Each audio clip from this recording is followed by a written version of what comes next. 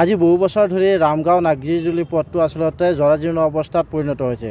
পথৰ মাজতে বৃহৎ গাঁতৰ সৃষ্টি হৈছে, যাৰ ফলত আচলতে বিভিন্ন সময়ত স্কুলীয়া ছাত্ৰ ছাত্ৰীকে ধৰি বিভিন্ন লোকৰ আচলতে দুৰ্ঘটনাত পতিত হ'বলগীয়া হৈছে আৰু এই দুৰ্ঘটনাৰ ফলত বিভিন্ন সময়ত আচলতে অকাল মৃত্যু সাৱটি ল'বলগীয়া হৈছে বহু লোক।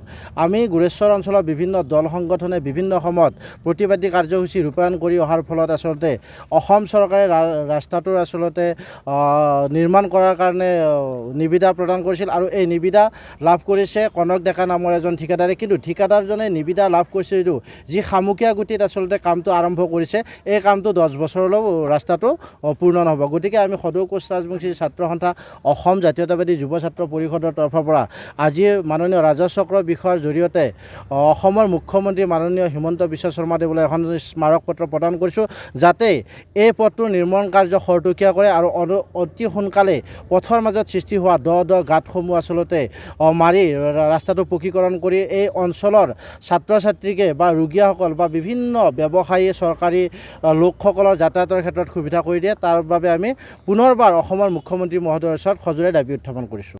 তামোলপুৰ জিলাৰ অন্তৰ্গত গোৰেশ্বৰত ইয়াতে বিটিআৰ চিফ প্ৰমোদ বড়ো নিজা সমষ্টি গৃহ সমষ্টি তেখেতৰ এলেকাৰে ধৰা হ'ল আৰু আমাৰ অসমৰ ৰাজ্যিক বিজেপিৰ সভাপতি ভৱেশ কলিতাৰো গৃহ সমষ্টি পৰে। তেনেকুৱা অৱস্থাতে চাৰিআলি ৰামগাঁও নাগজুলি পথটো স্বাধীনতাৰ পিছৰ পৰা দীৰ্ঘদিনীয়া এই ৰাস্তাটোৰ পৰা একেবাৰে জৰাজীৰ্ণ। যিটো ৰাস্তাত আজি আমি যে সচৰাচৰ পোনা মাছ এৰি দিব বিচাৰোঁ, পোনা মাছ এৰি তাত মাছ মাৰি ৰাইজে পৰা খাব পৰা অৱস্থাত আছে। এজাক বৰষুণ হ'লে তাত ডাঙৰ পুখুৰী সদৃশ হৈ যায় গাঁতবিলাকত।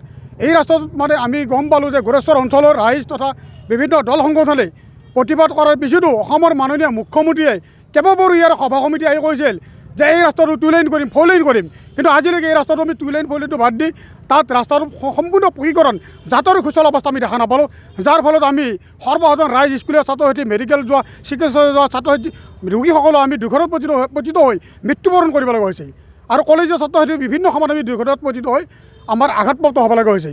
তাৰ বাবে আমি বিভিন্ন সময়ত গোৰেশ্বৰ দল সংগঠনে ৰাইজে অনুৰোধ জনাৰ পিছতো আমাৰ বিভাগীয় কৰ্তৃপক্ষই আমাৰ ইয়াৰ বাইহাটা চাৰিআলিৰে কনক ডেকা নামৰ এজন কণ্ট্ৰেক্টৰক ঠিকাদাৰক কামটো নিবিদা দিয়া বুলি আমি গম পালোঁ।